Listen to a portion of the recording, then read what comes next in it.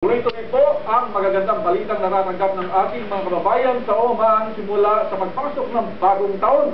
Noong isang linggo ay inalis ng gobyerno ng Oman ang ban sa ilang trabaho. Ngayon naman, nagbigay sila ng amnestia para sa mga illegal at overstaying expatriates na naninirahan doon kasama natin ang higit na 5,000 OFWs. May balitang binali si Rowen Solverdilla.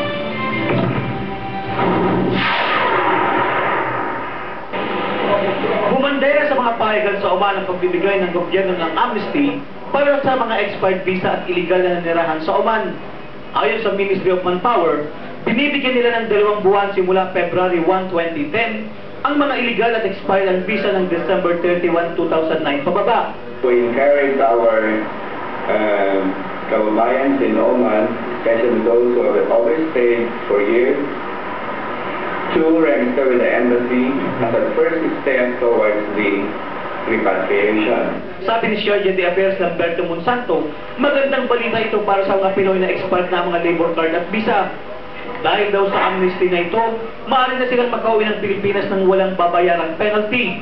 Noong 2001 pa huling nagbigay ng amnesty ang Ministry of Manpower, kung kaya tinataya nilang mahigit 5,000 Pinoy ang pwedeng makinabang dito. Isa si Allen Junisha, hindi tunay na pangalan, ang unang natuwa ng malaman ng balitang ito. 13 taon na sa Oman si Allen Junisha, na masukan siya bilang katulong noong 1997. Hindi na nirenew ng kanyang amo ang kanyang visa noong 2007. Namatay ang kinakasama ni Allen Junisha kung kaya't nawalan siya ng matitirahan kaya naisipan niya magpunta sa Filipino Workers Resource Center. Ayon kay Allen Junisha, halos 3 taon nang expired ang kanyang visa at mahigit 2,000 reals ang kanyang babayaran sa penalty. Pero dahil may amnesty, lusot siya sa pagbabayad nito. Sakop ng amnesty ang mga expatriates na nagpunta sa Oman gamit ang tourist o visit visa na nag-expired noong December 31, 2009. Ayon pa kay Monsanto, karamihan sa mga Pinoy na nagpupunta dito ay tourist o visit visa ang gamit para maghanap ng trabaho. Kapag hindi sila nakahanap ng trabaho bago mag-expire ang kanilang visa, napipilitan na lamang silang mag-PNT.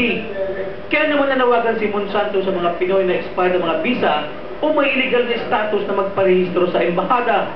Ito raw ang magandang pagkakataon na umuwi ng Pinas dahil wala ng penalty kahit gaano pa katagal nag-expire ang kanilang visa. Para sa mga katanungan tungkol sa amnesty, maaaring makipag-ugnayan sa embahada sa telepono bilang 24605-140 o kaya ay makipag-ugnayan kay Welfare Officer Dr. Amelito Adel sa telepono bilang 969-03-431. Binibigyan ng Ministry of Manpower ang may mga illegal status ng hanggang katapusan ng Marso. Kung hindi sila aalis sa tinakdang araw, diretso sila sa kalaboso. Nagbabalita sa Middle East, Rowen Solverdilla, Muscat, Oman. Magandang araw din, Henry. Sir, una-una yung proseso po sa pag-apply ng amnesty ng mga kababayan natin na illegal na naninirahan dyan sa Oman. Nung nilabas yung balitang yan na yung mga illegal na expat pwede nang umalis na walang babayar sa mga nag-expire na as of December 31, 2009, may nilabas din ng Ministry of Foreign Affairs na parang sinasabi nila kung paano ang proseso. At ito ang sinasabi, dapat yung mga apektadong mga kababayan natin ay magparehistro muna sa embahada natin, no? Dapat i-educate namin sila, ipaalam natin kung ano ba ang pagpapaalis sa kanila, no? Kaya i-rehistro namin yung mga pangalan nila, ipoprocess din namin. Pagkatapos, ipapa-announce sa local newspapers yung mga pangalan na qualified para umalis ng Oman, no? Tapos, yung mga pinilapan na forms nila, idadalhin sa Ministry of Manpower para ma-finalize at mapaalis sila by March 31st, 2010. So, hindi po lahat ng mag-a-apply ay siguradong papauwi? Hindi po, kasi ipoprocess namin kung qualified sila. Kasi, halimbawa, baka may pupunta doon, tapos yung visa pa pala nila hindi pa expired.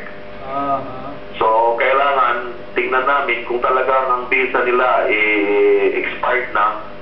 Kasi ang sinasabi ng gobyerno ng Oman, dapat yung mga nag-overstaying lang dito na nag-expire na ang visa at hindi nila babayaran yung mga penalties na nagkaipon-ipon na up to December 31st, 2009 ang nagkapagting. Yung pamasahe po, kanya-kanya na yun? Oo, kanya-kanya na po ang pamasahe. Okay. So, umabot na po Kaya- 5,000 yung mga Pinoy na nag-overstay dyan sa Oman. Bakit Yan po po ang- umabot ng ganito kalaki?